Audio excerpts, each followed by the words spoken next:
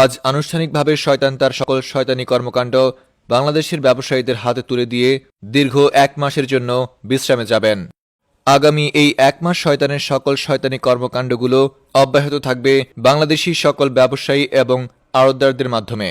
উক্ত শয়তানের বিদায়ী অনুষ্ঠানে শয়তান তার ভক্তবৃন্দদের আফসোস করতে নিষেধ করেন। শয়তান বলেন, তোরা আমার জন্য আফসোস করবি না, বাংলাদেশের আড়তদার এবং ব্যবসায়ীরা আমার থেকেও বড় শয়তান।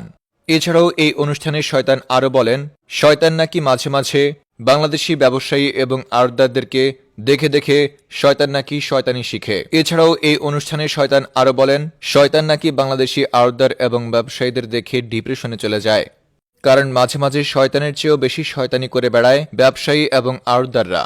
উক্ত শয়তানের বিদায়ী অনুষ্ঠানে ব্যবসায়ীরা শয়তানকে আশ্বস্ত করে বলে, আপনি যাওয়ার পরে অবশ্যই আপনার জায়গাটা আমরা সফলভাবেই পূরণ করব। তারা বলেন, ইতিমধ্যেই তারা তাদের শয়তানি কর্মকাণ্ড চালু করে দিয়েছে। ব্যবসায়ীরা শয়তানকে আশ্বস্ত করে বলেন, ইতিমধ্যেই তারা চিনি, পেঁয়াজ, ছোলা এবং চাল ডাল সহ নানা খাদ্যদ্রব্যের দাম বৃদ্ধি করে শয়তানি কর্মকাণ্ডের সূচনা করে দিয়েছে। তাই শয়তানকে এ ব্যাপারে নিশ্চিন্ত থাকতে বলেছেন ব্যবসায়ীরা। বিস্তারিত দেখুন রিপোর্টার ইবলিশ শয়তানের রিপোর্টে।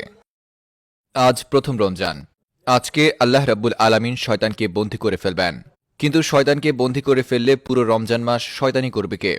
সেই কথা বিবেচনা করে শয়তানের ভক্তবৃন্দ আজকের এই দিনে শয়তানের বিদায়ী অনুষ্ঠানের একটা আয়োজন করেন এবং শয়তানের এই বিদায়ী অনুষ্ঠানে শয়তানের পরিবর্তে কে শয়তানি করবে সে বিষয়ে একটা সিদ্ধান্ত গ্রহণ করা হয়েছে।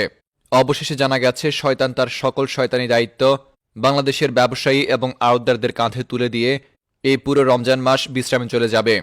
তবে এই অনুষ্ঠানে শয়তানের বিদায় বেলায় শয়তানের কিছু ভক্ত শয়তানের জন্য কান্নাকাটি শুরু করে দেয় এবং শয়তানের জন্য আফসুস শুরু করে দেয়।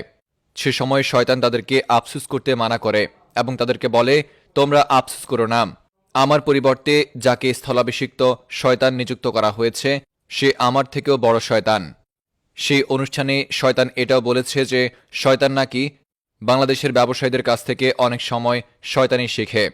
তখন শয়তান এটাও বলেছে যে শয়তান নাকি মাঝে মাঝে বাংলাদেশের ব্যবসায়ী এবং আড়তদারদেরকে দেখে ডিপ্রেশনে চলে যায়, কেননা বাংলাদেশের ব্যবসায়ীরা এত এত শয়তানি করে যে তাদের দেখে শয়তান মাঝে মাঝে নিজের উপর কনফিউজ হয়ে যায় এবং কনফিউজ হয়ে নিজেকে নিজে জিজ্ঞেস করে কি আসল ইবলিস।